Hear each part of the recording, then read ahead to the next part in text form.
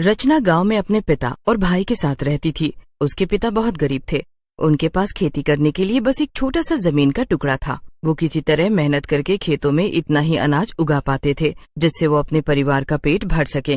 एक दिन जोगिंदर उनसे कहता है, बच्चों, तुम दोनों कितनी मेहनत करते हो। मुझे तुम्हें ऐसे देखकर बहुत दुख होता है।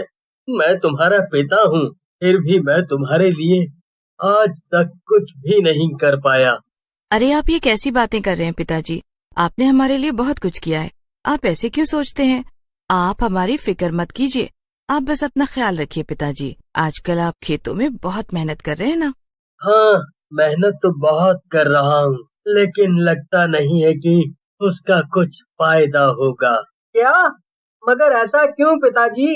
अरे बच्चों, इस साल अच्छी बारिश होने का अनुमान था, इसलिए मैंने धनलाल सेठ के पास जाकर थोड़े पैसे भी उधार ले लिए थे। उससे 5,000 रुपया लेने के बाद मैंने अच्छे बीज और खाद खरीद लिया। मुझे लगा था कि बारिश होगी तो फसल तो अच्छी होगी ही। ये उधार भी चुका दूंगा और फायदा भी हो जाएगा, लेकिन अभी तक बारिश का कोई आसार नजर नहीं आ रहा है। अपने पिता की बात सुनकर दोनों बच्चे भी चिंता में आ जाते हैं, लेकिन रचना माहौल को संभालते हुए कहती है, अरे अभी तो बरसात का मौसम बस शुरू हुआ है पिताजी। आप अभी से ऐसे क्यों सोच रहे हैं? धीरे धीरे बरसात आ ही जाएगी, आप देखना सब अच्छा होगा। इसके बाद तीनों खाना खाकर सोने चले जाते हैं, लेकिन सोहन को नींद नहीं आ रही थी। उसे जागता हुआ देखकर रचना उससे कहती है, क्या बात है सोहन, तुम तो सो ही नहीं रहे हो? अरे दीदी, तुमने पिताजी को तो समझा दिया कि बारिश आ जाएगी और सब ठीक हो जाएगा, लेकिन तुम भी जानती हो कि ऐसा कुछ भी नहीं होने वाला है। याद नहीं है, हमने रेडियो पर सुना था कि इस साल बारिश बहुत कम होगी। हाँ याद तो है, लेकिन पिताजी इतनी चिंता में थे कि मैं समझ ही नहीं पाई कि और क्या बोलूं, इसलिए मैंने ऐसा कह दिया। तुमसे भी मैं वही बात कहूंगी सोहन, जो अभी तक हुआ ही नहीं उसकी इतनी फिक्र क्यों करना। बारिश नहीं ही होगा ऐसा तो नहीं है ना, बस थोड़ी कम होगी, कोई बात नहीं। हमारा कौन सा बहुत बड़ा खेत है जिसके लिए बहुत पानी चाहिए। देखना, हमें जितनी बारिश चाहिए उतनी हो ही जाएगी और सब अच्छा होगा। रचना मोहन को भी अच्छे से समझा देती है। वो काफी समझदार लड़की थी। उसे अपनी माँ के जाने के बाद कम उम्र में ही बहुत समझदारी आ गई थी। धीरे धीरे वक्त बीत जाता है, हल्की फुल्की बारिश होती है। जितना जोगिंदर ने सोचा था उतना मुनाफा तो नहीं होता, मगर धनलाल सेठ की उधारी चुकाने और घर चलाने भर का पैसा तो आ ही जाता है। फिर सोहन और जोगिंदर साथ में सेठ के घर जाते हैं। कुछ देर बाद जब सोहन और जोगिंदर वापस घर लौटते हैं तो उनकी हालत कुछ ठीक नहीं थी। दोनों बहुत परेशान नजर आ रहे थे। ये देखकर रचना उनसे कहती है, अरे क्या हुआ आप दोनों को? इतने परेशान क्यों नजर आ रहे हो? अब क्या करूँगा मैं? कहाँ से लाऊंगा 25,000 रुपए? अरे ये घर बार भी बेच दूंगा तो इतने पैसे नहीं आएंगे। इसी तरह तो मैं अपने बच्चों को पाल रहा था। रचना को अपने पिता की बातें समझ में नहीं आती। वो सोहन से पूछती है, सोहन पिताजी ये सब क्या बोल रहे हैं? 25,000 रुपए, ये किन पैसों की बात कर रहे हैं?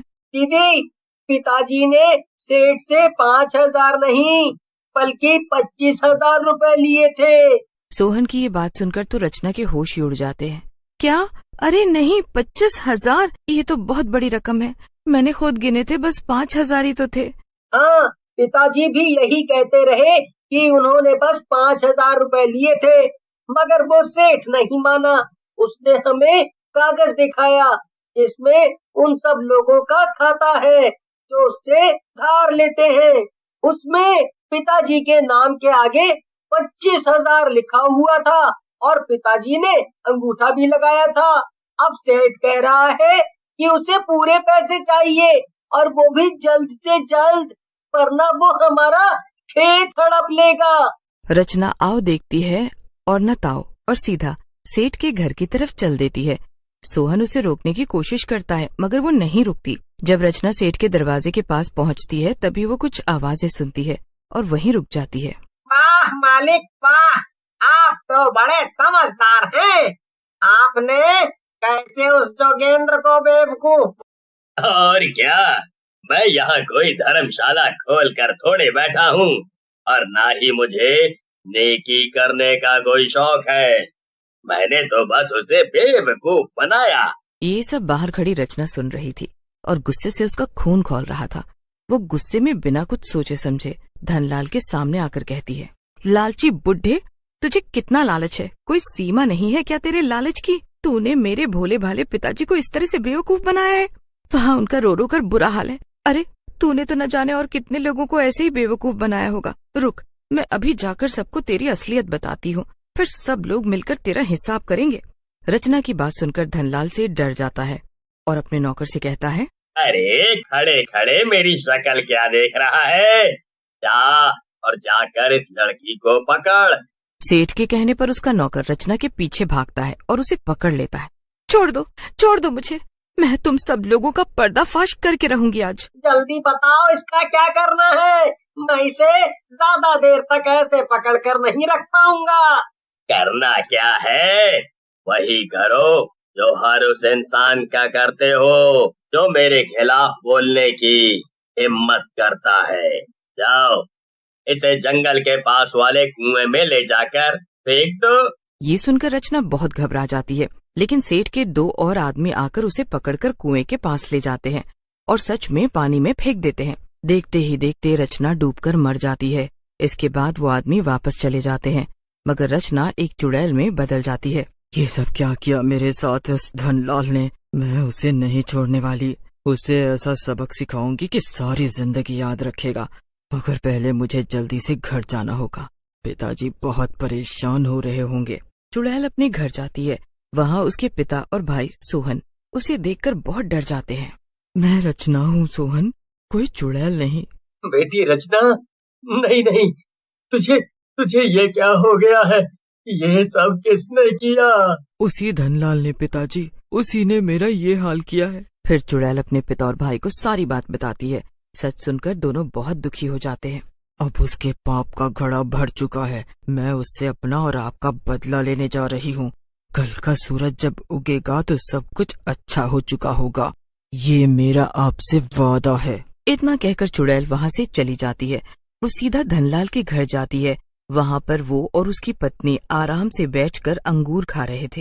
अरे वाह, गरीबों के पैसे लूटकर तुम दोनों तो मजे कर रहे हो। चुड़ैल को देखकर धनलाल और उसकी बीवी डर से कांपने लगते हैं। ये चुड़ैल कहाँ से आ गई जी? अब ये हमें मार डालेगी क्या? कौन है तू? क्या चाहिए तुझे?